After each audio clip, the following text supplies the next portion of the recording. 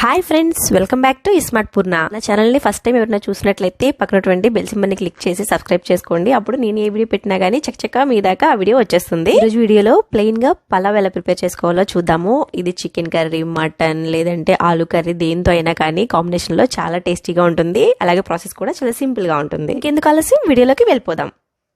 ముందుగా stove on చేసుకొని బాండీలో ఒక 2 టేబుల్ స్పూన్స్ దాకా నెయ్యి వేసుకోవాలి. అలాగే కొంచెం ఆయిల్ కూడా వేసుకోవాలి.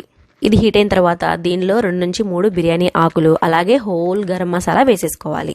ఈ హోల్ గరం మసాలా కొంచెం ఫ్లేవర్ఫుల్గా మనకి స్మెల్ వచ్చేదాకా అటు ఇటు తిప్పుకుంటూ వేయించుకోవాలి. తర్వాత ఇందులో 4 నుంచి 5 దాకా చిట్టి ఉల్లిపాయలు వేసుకోండి.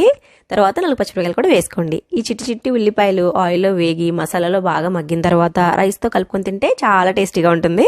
తర్వాత దీనిలో కొంచెం జీడిపప్పు కూడా వేసుకోవాలి. ఉల్లిపాయలు కొంచెం కలర్ చేంజ్ అయ్యేదాకా వేయించుకోవాలి. ఒక 5 మినిట్స్ దాకా టైం పడుతుంది. ఈ ఉల్లిపాయలు కొంచెం కలర్ చేంజ్ అయిన తర్వాత దీనిలో ఫ్రెష్ పుదీనా, కొంచెం కొత్తిమీర వేసుకోవాలి. ఈ పుదీనా కొత్తిమీరని ఆయిల్లో మంచిగా వేయించుకోవాలి.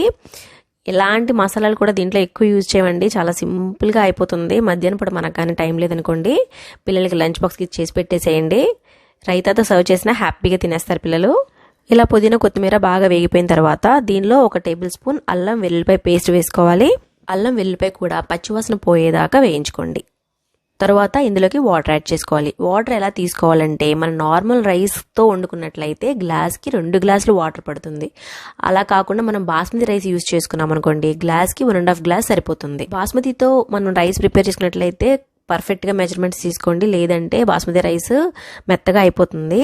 తర్వాత దీనిలో మన రుచికి సరిపడినంత ఉప్పు వేసుకోవాలి.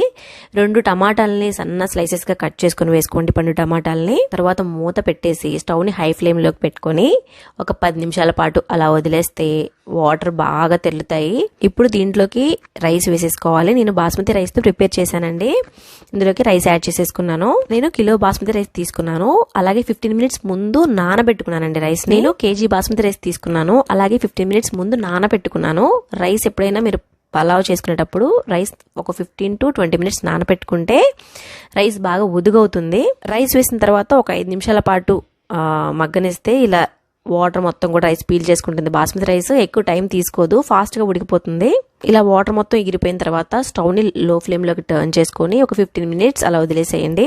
అంతేనండి, ప్లెయిన్గా పలావ్ ప్రిపేర్ అయిపోయినట్లే. ఈ వీడియో మీకు నచ్చినట్లయితే తప్పకుండా నా ఛానల్ సబ్స్క్రైబ్ చేసుకోండి. ఒక చిన్న లైక్ చేసి చిన్న కామెంట్ కూడా పెడితే నేను హ్యాపీగా ఫీల్ అవుతాను. థ్యాంక్ యూ అండి, థ్యాంక్ యూ సో మచ్.